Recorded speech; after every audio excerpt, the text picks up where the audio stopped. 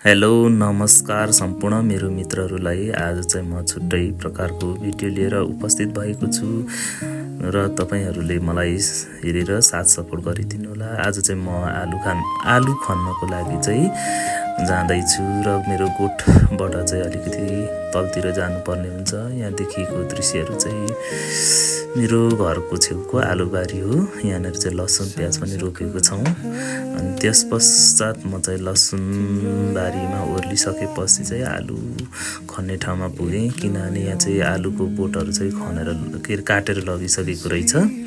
अनि मैले चाहिँ यहाँनिर चाहिँ धेरै त खनिनँ, तर थोरै थोरै ठिक्क अलिकति लगेर खन्नु पर्यो भनेर खने। दिनभरिको मेरो दिनचर्याहरू चाहिँ यस्तै कामहरू गरेर बित्छ। तपाईँहरूको के कसरी बित्छ होइन। अनि यहाँ चाहिँ मैले आलु खन्दै गर्दाखेरि मसिनो कुनै ठुल्ठुलो धेरै फलेको रहेछ। तर मैले थोरै थोरै आफ्नो फुर्सदको समय चाहिँ सदुपयोग गरेको र घरमा चाहिँ अब काम गर्दै जाँदाखेरि धेरै नै काम हुन्छ, तर पनि म यस्तै कामहरू गरेर चाहिँ खुसी हुन्छु। मान्छेले सबैभन्दा बढी चाहिँ मान्छेले परिश्रम मिहिनेतहरू गर्यो भने चाहिँ अवश्य फलहरू प्राप्त हुन्छ। म चाहिँ घरमा आउँदाखेरि चाहिँ त्यत्तिकै बस्दिनँ, म त केही न केही चाहिँ कामहरू सघाइरहेको नै हुन्छु। तर मलाई कतिपय साथीहरूले कति काम गरेको, कति घरमै मात्र बसेको भन्छ, तर म इन्जोय गर्ने समयमा इन्जोय पनि गर्छु।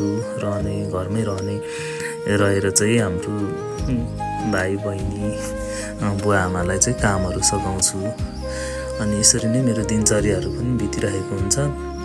अनि काम गर्दाखेरि चाहिँ हाम्रो शारीरिक एक्सर्साइजहरू भएर चाहिँ हाम्रो शरीरलाई स्वस्थ रहनको लागि मद्दतहरू गरेको हुन्छ। हामीले दैनिक जीवनमा चाहिँ कामहरू चाहिँ गरिरहनुपर्छ। हामीले देश प्रदेशहरू गए पनि प्राय मानिसहरू कामहरू चाहिँ गरिरहेको नै हुन्छ होइन। नेपालमा हामीहरू चाहिँ अब धेरै विलासीहरू जीवन बिताउँछौँ। त्यसै कारणले गर्दाखेरि चाहिँ हामीहरू चाहिँ अब कतिपय चाहिँ अब कामको विभेदहरू डिस्क्रिमिनेसन भइरहेको हुन्छ क्या काममा चाहिँ।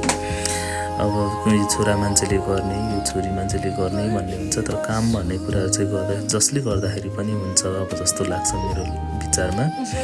अनि तपाईँहरू चाहिँ के कसरी दिनचर्याहरू बिताउनुहुन्छ? यसपालिको हिउँदोको समयमा चाहिँ हाम्रोमा चाहिँ आलुहरू खेतीहरू भन्दा पनि आफूलाई खानको लागि चाहिँ पुग्ने सागसब्जीहरू रोप्छौँ, आलुहरू रोप्छौँ, तरकारीहरू। अनि यसरी नै हामीले चाहिँ दिनमा अथवा दिनको समयमा चाहिँ कामहरू गरेर चाहिँ बिताउँछौँ। अनि यहाँनिर चाहिँ आलु खन्दै जाँदाखेरि मैले निकै नै खने। अनि यसै क्रममा चाहिँ मैले धेरै ती आलुहरूलाई चाहिँ एक ठाउँ थुपारेर चाहिँ खन्दै काम गरिरहेँ। अनि साथीहरू पनि थिएन, तर म एक्लै काम गरेर चाहिँ अब दिनहरू बितिरहेको बेलामा चाहिँ कहिलेकाहीँ दिक्क बोरिङ लाग्छ। अनि कोही साथी आएर बोलिदिए पनि राम्रो हुन्छ जस्तो लाग्छ, तर पनि एक्लै काम गर्ने बानी भएपछि एक्लै रमाउन नै सिकिँदो रहेछ। जिन्दगीमा प्राय मान्छेले जिउनु छ भने एक्लै नै रमाउन सिक्नु पर्दो रहेछ। प्राय मानिसहरू चाहिँ साथी सङ्गीहरू धेरै हुल बनाएर हिँडेको देखिन्छ, तर पनि कतिपय मानिसहरू चाहिँ